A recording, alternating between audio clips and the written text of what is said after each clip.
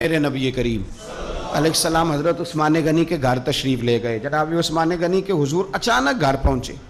हज़रत अबू हुरैरा रज़ी अल्लाह ताला अन्हु फरमाने लगे, जब नबी पाक अलैहिस्सलाम उनके हुजरा नूर में दाखिल हुए ना, नबी पाक की शहजादी से बढ़कर तो कोई शहजादी नहीं ना। ये तो वो खवातीन है जिनको कुरान ने सबसे बेहतरीन कहा, हुजूर के घर में रहने वाले लोगों को। हुजूर की लख्ते जिगर जनाब रुकैया। हज़रत अबू हुरैरा कहते हैं हुजूर अचानक पहुंचे हज़रत उस्मान गनी के घर, तो जनाब उस्मान गनी चारपाई पे बैठे थे और जनाब रुकैया अपने हाथों से उनके बालों में पानी डाल डाल के उनके सर को धो रही थी। यानी चक्की भी पीसें जनाब रुकैया, लेपा पोती भी करें कच्चे मकान को, घर का सारा कामकाज भी करें और अपने शौहर के बालों में पानी डालकर वो सर भी धोए।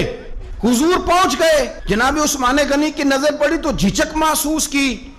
हजरत रुकैया रदी अल्लाह ताला अन्हा भी जरा ठहर गई। देखो मेरे नबी पाक की तरबियत का अंदाज। रसूल करीम ने क्या फरमाया? नबी करीम फरमाने लगे, रुकैया अपने शौहर की ज्यादा खिदमत किया कर, रुकैया अपने खामद की ज्यादा खिदमत कर। फरमाया मेरे सारे सहाबा शान वाले हैं, लेकिन जिसने मेरे अखलाक को सबसे ज्यादा देखना हो वो मेरे उस्मान गनी को देखे।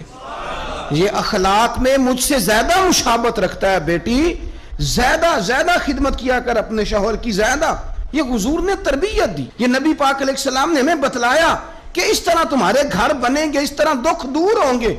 लेकिन जब अब्बा ही घर आके रोएगा और अम्मा ही बद्दुआ करेगी कि देखो मेरी बेटी को क्या हाल कर दिया रोटियां पकवा, तो कैसे घर चलेगा? सुनो मेरे रसूल पाक ने क्या फरमाया। किसी ने पूछा हुजूर बेहतरीन मुसलमान कौन है? तो नबी पाक ने फरमाया जो सलाम लेने में पहल करे और रोटी ज्यादा खिलाए।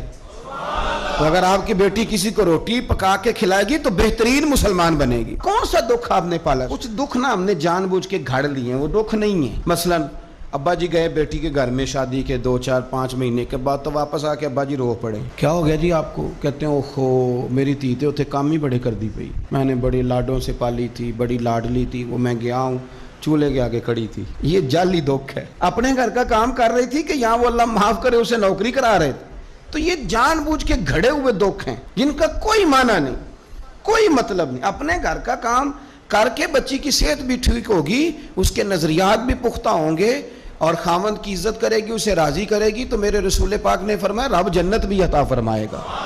लेकिन ये दुख है जनाब, हो मैं गया गर्मी बड़ी सख्त थी। ये दुख है कोई कि मेरी बेटी रोटियां पकाती है जी, शुक्र कर पकाती है, अल्लाह का एहसान समझ। ये तो दौर है वसवसों का। मैं तो कहता हूँ इसमें जो बंदा ज्यादा मसरूफ है ना, इसको रोटी खाने का टाइम भी मुश्किल से मिलता है, वो भला आदमी है। थक के सोए, ये टेंशनों में ना पड़े, चुगलियों में ना पड़े, गीबत में ना पड़े, गिले ना करे।